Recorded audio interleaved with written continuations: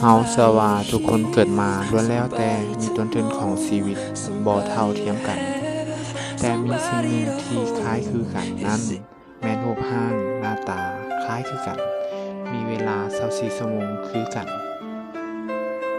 และมีอิสระในการดำรงชีวิตเท่าๆกัน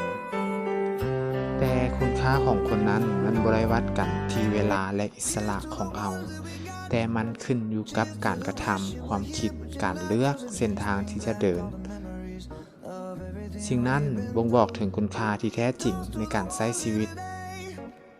และการเดินตามฝันของเราให้สำเร็จ ขอให้ทุกคนสนุกในการใช้ชีวิตและดำเนินชีวิตต่อไปให้มีความสุข ท้ายนี้ขอขอบใจสำหรับคนที่เข้ามาเบิ่งคลิปนี้ อย่าลืมกดไลค์กดแชร์ เพื่อเป็นกำลังใจในการสร้างคลิป YouTube ต่อๆไป ขอขอบใจ